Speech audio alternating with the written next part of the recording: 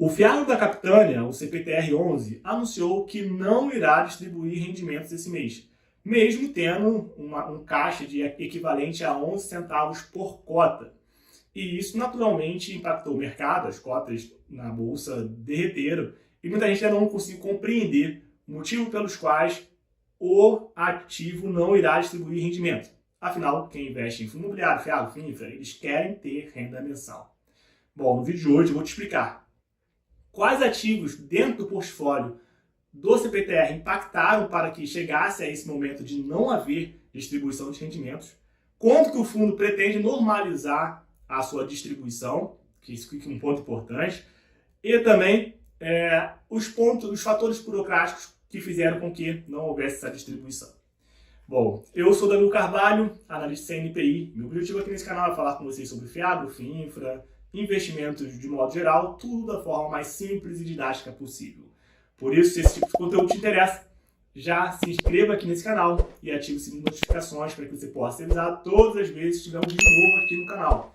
E você que já é um inscrito antigo, já sabe que a gente só faz conteúdo de qualidade, então já clica aí no botão de curtir e marca sua presença aqui nesse vídeo. Vamos dar continuidade e falar sobre o CPTR. Primeiro ponto, sobre o portfólio e os ativos que ocasionaram essa falta de distribuição. Bom, como vocês sabem, o CPTR tem uma série de devedores.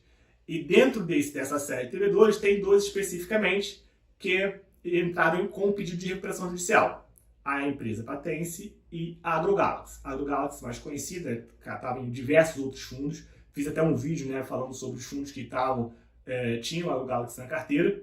E o Patense também já é um ativo que já pediu recuperação judicial e que a CPTR, que também é um dos donos do CRAS, tem em seu portfólio, está entrando em contato ali com a assessoria financeira da Patense para verificar como será essa renegociação da dívida, como pode ser tomada um melhor caminho para que os seus credores, as pessoas que emprestaram dinheiro para a Patense, recebam esse recurso de volta. Bom, então, como existem essas duas empresas em recuperação judicial, em que ainda não há um entendimento de como será o recebimento desse recurso, o administrador do fundo, e eu estou falando administrador, existem duas figuras, o gestor, que é a capitânia de fato, e o administrador, que no caso aqui é o BTG. Ele remarcou esse ativo, esses CRAs, um a 50% e o outro a 97%.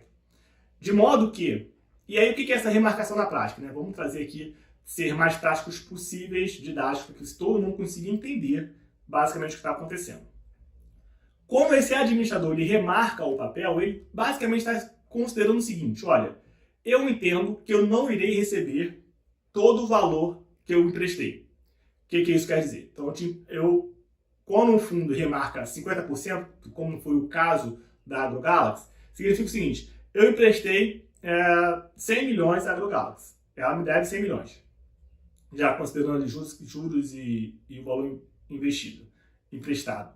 100 milhões.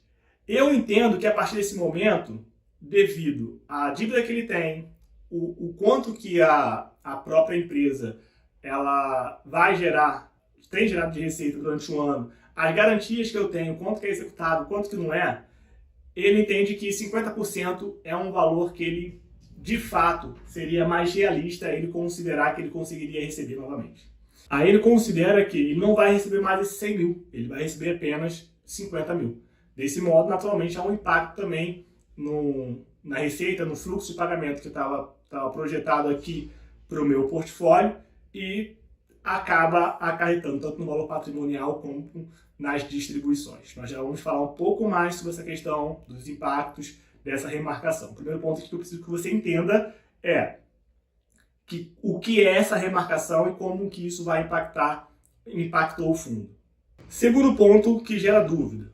Tá, eu não entendi essa parte, sei que teve a recuperação judicial, entendi a remarcação do administrador e quanto que isso vai impactar em relação ao fluxo de pagamento e tudo que estava previsto de recebimento da dívida. Mas por que o fundo tem esse caixa de 11 centavos e não está distribuindo. Zerou, não pagou nada, nem 5, nem 7, nem 10 centavos. O CPTR ele utiliza o regime contábil de competência e não de caixa. Por isso, embora ele tenha caixa por conta dessa remarcação e por entender que não irá receber o previsto, ele não consegue, ele fica negativo e não consegue fazer essa distribuição. Eu sei que esse conceito de regime caixa, regime competência, principalmente para quem não trabalha no mercado financeiro ou que não trabalha com exatas, é um pouco desafiador de compreender. Mas eu vou trazer aqui um exemplo do nosso dia a dia, para que vocês consigam visualizar e entender a diferença entre um regime de caixa e competência e facilitar a compreensão. Mas eu quero que você esqueça toda a parte de fiado agora. Vamos usar um exemplo do dia a dia para que a ficha caia para você e você consiga entender melhor essa diferença entre regime caixa e regime competência. Vamos lá. Então, supondo que eu, Danilo, quero comprar um telefone, tá? Um aparelho celular. E ele custa R$1.000, tá? Quais formas mais comuns eu posso utilizar para pagar esse ativo, esse objeto, que é o celular? Eu posso simplesmente pegar esse recurso à vista, de fazer um Pix e adquirir esse celular pelo preço de R$1.000. O dinheiro saiu do meu bolso naquele momento e eu adquiri o ativo, o objeto. Por outro lado, existe uma outra forma de pagar, que é pelo cartão de crédito, sim ou não? Inclusive é o mais comum. Eu posso comprar esse ativo parcelado em 10 vezes de R$100. Eu compro o ativo hoje, passo o cartão e divido em 10 vezes de R$100. Nesse caso, eu não desembolsei nada do meu bolso naquele momento. Então, não teve nenhuma interferência no recurso que eu tinha naquele momento, em D0. Eu passarei a desembolsar esse dinheiro a partir do mês seguinte. Correto? Sim ou não? Então, até aqui todo mundo está acompanhando, né? Duas possibilidades. Um pagamento à vista, em que eu tiro diretamente o dinheiro da minha conta corrente, do meu bolso, em D0, e num cartão de crédito em que eu parcelei e que eu não irei pagar naquele momento. O desembolso será feito mês após mês. Agora vamos avançar utilizando esses mesmos exemplos. Nesses casos aqui, o que de fato saiu do meu bolso foi quando eu comprei à vista. E aqui está tudo certo, fica mais fácil de visualizar. Quando eu olho para esse outro objeto, para esse outro formato em que eu paguei parcelado, eu entendo que o dinheiro não saiu do meu bolso. Mas aqui, considerando o regime competência, eu já deveria considerar que esses R$1.000 aqui, ele já foi retirado, eu já não tenho esses R$1.000, mesmo eu não tendo pago mês após mês. Porque quando existe o fato gerador da dívida, no caso, a aquisição do celular seria o fato gerador. Como há esse fato gerador da dívida, eu já, no caso da competência, por mais que eu divida isso em um fluxo futuro de pagamento, eu já considero esses menos R$1.000. Ok, então a gente viu na ótica de quem está adquirindo um ativo e parcelou essa dívida. Vamos mudar agora essa ótica para um prestador de serviço. Supondo que agora você é o prestador de serviço e prestou algum serviço de consultoria que vai ser pago em 5 parcelas de R$1.000, por exemplo. Você, no momento de zero, você não ganhou os R$5.000. Então, supondo que o seu serviço custou R$5.000, mas isso foi dividido em 5 parcelas. Você não recebeu as 5 parcelas, mas então não entrou no teu caixa. Então, pensando pelo regime caixa, você não recebeu dinheiro nenhum. Mas pensando pelo regime de competência, eu prestei o serviço, eu já reconheço esses R$5.000 como entrada. Porque o fato gerador, lembra, o fato gerador naquele momento foi a aquisição do aparelho celular. Aqui o serviço foi o fato gerador. O fato gerador já ocorreu, então, por mais que eu não tenha recebido esses R$1.000, não tenha passado pelo meu caixa, não tenha passado pela minha conta corrente, não tenha passado pelo meu bolso, eu já considero essa entrada de R$5.000. Então eu fico aqui positivo em R$ 5.000.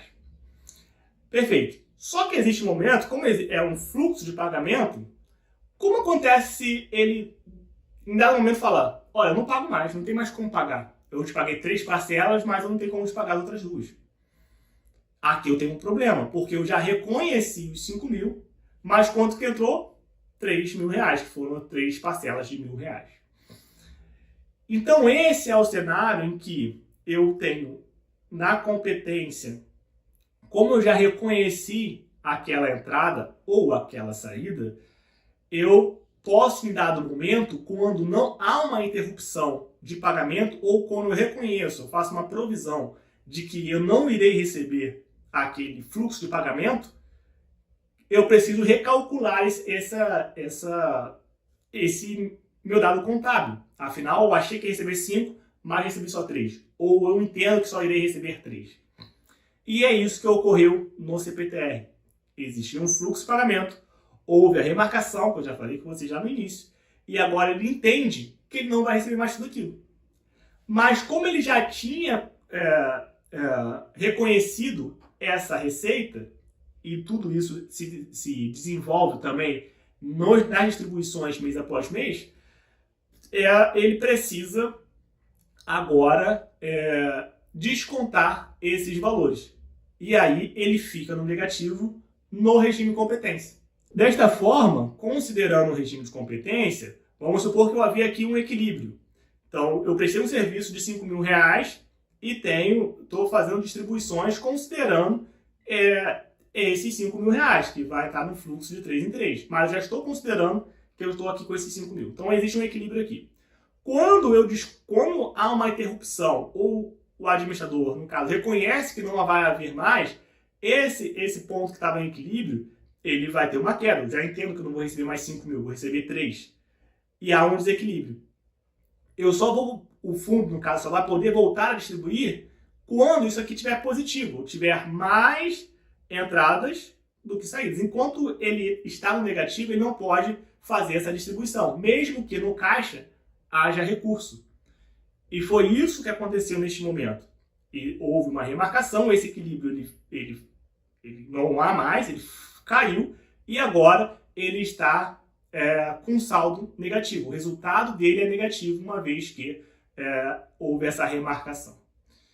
Por isso, ele não pode fazer essa distribuição de rendimento, porque ele teve um resultado negativo. Então, mesmo tendo caixa, o resultado é negativo, ele não consegue fazer essa distribuição. Apenas quando houver um resultado positivo, ele voltará a distribuir. O único formato seria através da amortização, que aí nesse caso já não seria distribuição de rendimento, e sim a amortização, e o fundo optou por não realizar a amortização. Quanto tempo isso vai demorar? Até quando vai? Antes de falar sobre esse tema, quero te convidar mais uma vez a se inscrever aqui no canal, caso você não seja inscrito, e curtir agora, né? Agora, você já está esse tempo todo aqui, certamente está curtindo esse conteúdo, e nada mais genuíno que clicar no botão de curtir. Voltando agora para a questão de até quando vai ficar sem distribuir rendimentos do CPTR. Bom, o próprio fundo ele já sinaliza que essa remarcação vai gerar um impacto negativo no resultado do fundo até janeiro. Então, a gente tem mais 2 meses aí pela frente em que haverá um impacto dessa remarcação. Isso significa que é cravado que não irá distribuir? Esse é o cenário mais provável, tá? Mas, como eu citei, existe um descasamento entre o resultado do fundo e, no caso, quando ele poderia distribuir, né? Entre o ativo e o passivo. Caso ele consiga fazer movimentações suficientes para trazer esse gap para cima e voltar a ter lucro, que é um gap um pouco grande para conseguir fazer isso no curto prazo, ele volta a distribuir. Mas esse não é o cenário mais provável. Isso pode ser através de uma remarcação, uma renegociação, um ativo decide pré-pagar, um desses ativos decide pré-pagar com uma remarcação mais otimista do que o administrador teve, também pode ser um formato para que volte a ter a distribuição. Mas o ponto é, você que já investe em CPTR ou está pensando em investir, precisa saber ou já assumir que haverá esses 3 meses em que não haverá o pagamento desse dividendo, desse rendimento, no caso. E isso ocorre pelos motivos que nós explicamos aqui. Bom, é uma situação desafiadora para o cenário de Fiagro, para o CPTR especificamente. Quem tem a cota certamente não gostaria de ter esse tipo de informação, não gostaria de ficar sem receber, mas isso é o motivo que a ideia desse vídeo foi trazer os motivos pelos quais não houve a distribuição, por que não haverá nos próximos meses também. Me diz aí, você é cotista do CPTR? Escreve aqui no comentário se foi surpreendido, não foi. Também é muito bom te ter aqui algumas sugestões de vocês em relação a esses vídeos. Espero que esse vídeo tenha agregado valor para vocês, tenha te auxiliado a entender melhor o que está acontecendo. Se você ainda não viu o que ocorreu com o AgroGalaxy, também vou deixar o vídeo aqui para que vocês possam assistir e entender basicamente os impactos da AgroGalaxy em diversos outros fiagros.